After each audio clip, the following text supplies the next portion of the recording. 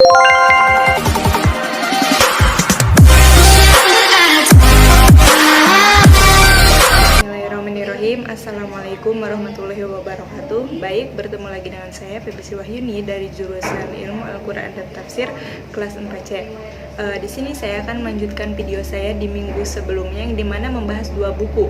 Yang pertama yaitu buku The History of the Quranic Text dan buku yang kedua yaitu buku Rekonstruksi Sejarah Al-Quran. Di video minggu ini saya akan membahas bab 18 dan 19. Pada bab ini menjelaskan tentang orientalis dan Al-Quran. Terdapat beberapa pintu gerbang yang digunakan sebagai alat penyerangan terhadap teks Al-Quran.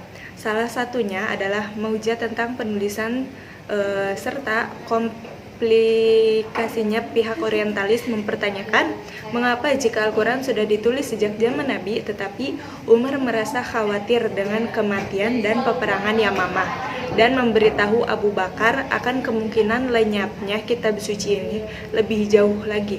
Mengapa bahan-bahan yang telah ditulis tidak disimpan di bawah pemeliharaan Nabi Muhammad, meskipun mereka itu diriwayatkan oleh Al-Bukhari dan dianggap sah oleh semua kaum muslimin. Penjelasan itu tetap dianggap oleh kalangan orientalis. Apa yang didiktekan sejak awal dan penulisannya itu dianggap palsu. Mungkin karena kedangkalan ilmu atau pengingkaran sentral yang mengingkari pendirian mereka. Katakanlah terdapat satu naskah Al-Quran milik Nabi.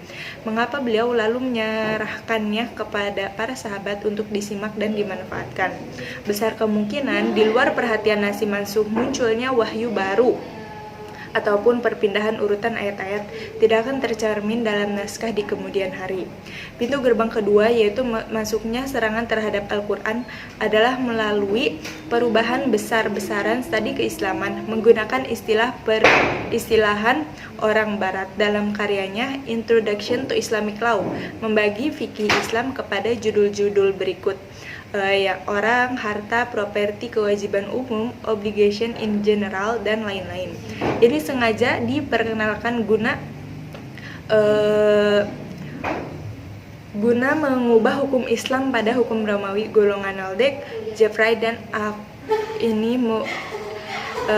dan bukan satu-satunya orang yang melakukan rencana busuk ingin meraih kesuksesan dalam memalsukan Al-Quran. Baik dengan mengadakan perubahan sengaja, membuat kesalahan terjemahan, atau yang lainnya dalam upaya memisahkan Al-Quran dengan Sunnah. Mereka ini, para orientalis, benar-benar tidak peduli dengan undang-undang yang mengatur seluruh hukum dan ketetapan dengan kerusakan kitab suci tanpa alasan. Mereka jadikan sebagai norma kehidupan.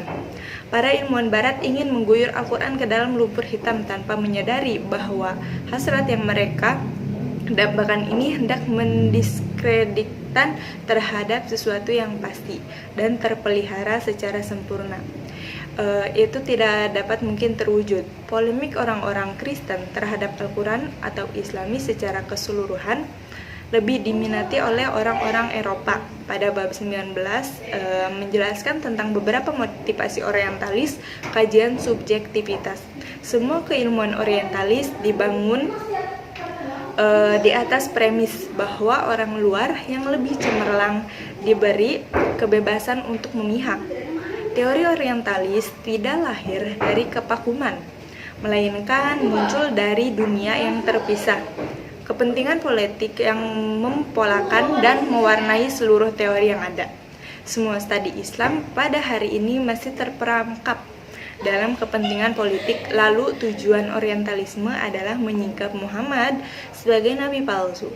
Lalu Al-Quran jiblakan yang mengerikan, hadis rekayasa, dan hukum Islam yang sangat lunglai.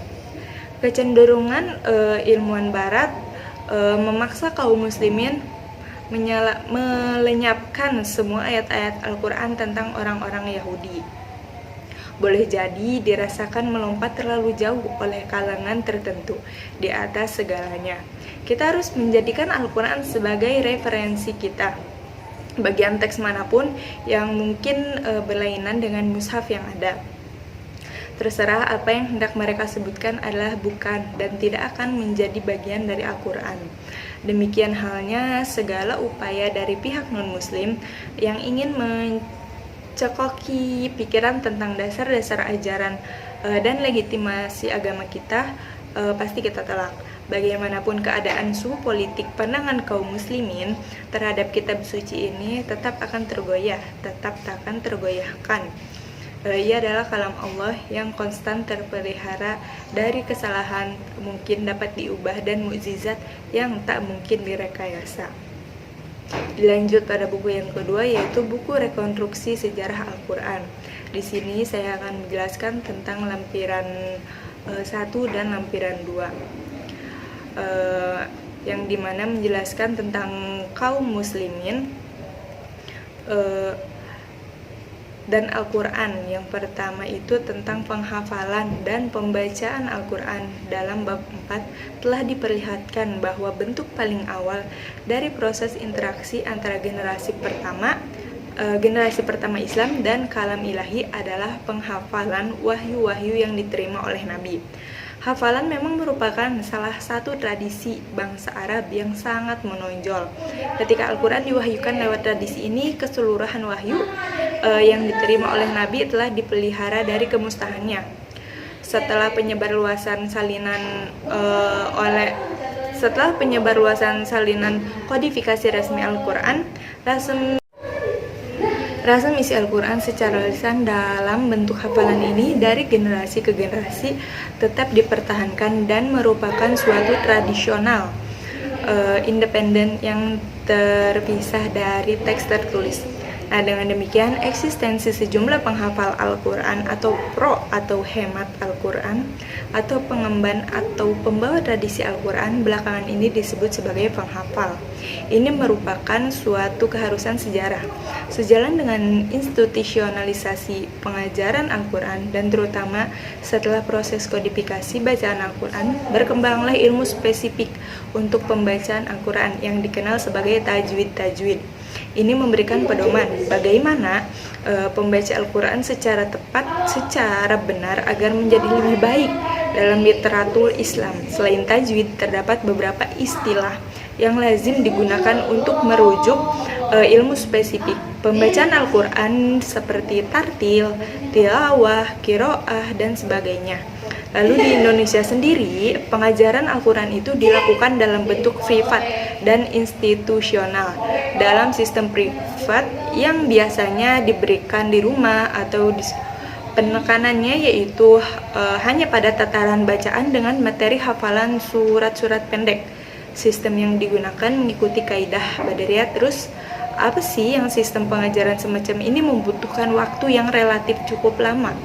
Lalu belakangnya sistem pengajaran ini disempurnakan dengan diintroduksinya metode baru yang dikenal sebagai metode Iqra. Lalu ada yang namanya terjemahan Al-Quran. Terjemahan Al-Quran adalah salah satu cara bagi kaum muslim non-Arab yang tidak bisa berbahasa Arab untuk memahami Al-Quran. Jadi lewat terjemah kitab suci inilah mereka bisa memahami Al-Quran dari bahasa mereka sendiri.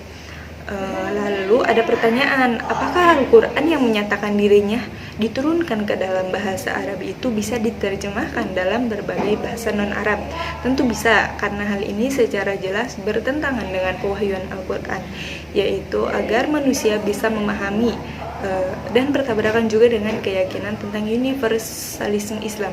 Lalu pelarangan juga terjemahan Al-Quran ke dalam berbagai bahasa sebagai akibat dari sakralisasi telah menciptakan kesulitan bagi pemeluk-pemeluk Islam non-Arab.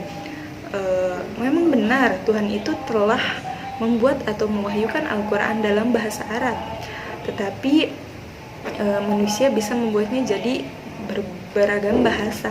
Contohnya Persia, Turki, Cina, dan lainnya. Lalu upaya lain dalam memahami Al-Quran dalam pernyataan yang paling banyak dilakukan dalam kalangan umat muslim yaitu melalui tafsir sebagai upaya untuk memahami kandungan pesan dalam Al-Quran. Tafsir berdasarkan sejumlah pernyataan sejumlah Al-Quran telah dikatakan eksis pada awal Islam. Baik, mungkin cukup itu saja penjelasan dari saya. Kurang lebihnya mohon maaf. Wassalamualaikum warahmatullahi wabarakatuh.